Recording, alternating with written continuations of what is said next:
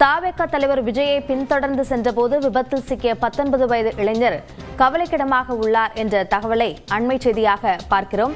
இதுகுறித்த கூடுதல் விவரங்களை நம்முடைய செய்தியாளர் குருநாதனிடம் கேட்கலாம். குருநாதன், தற்போது அவருடைய நிலை என்னவாக உள்ளது? அதாவது தஞ்சாவூர் மாவட்டம் செங்கிப்பட்டி அருகே ஐயாசாமிப்பேட்டையில் இன்று தாவேகா தலைவர் விஜய் கலந்து கொண்ட பரப்புரை கூட்டம் என்பது நடைபெற்றது.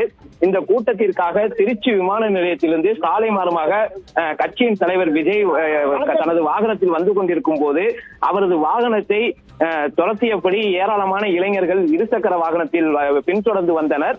அப்போது தஞ்சாவூர் மாவட்டம் வலம்பக்குடி அருகே சாலையோரம் நின்றிருந்த காவல்துறை வாகனம் மீது இருசக்கர வாகனத்தில் வந்த இளைஞர்கள் வாகனத்தை கவனிக்காமல் அதன் பின்னால் மோதி விபத்துக்குள்ளாகினர்.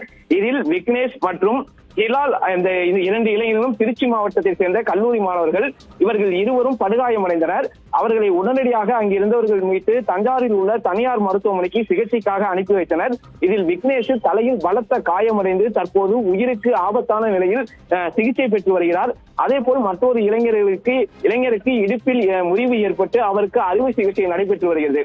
இதே போல் மாநாடு முடிந்து மேற்கொண்டு இளைஞர்கள் வீடு திரும்பிக் கொண்டிருந்த போது தஞ்சாவூர் வல்லம் பிரிவு சாலை அருகே 2 இருசக்கர வாகனங்கள் மோதிக்கொண்டன.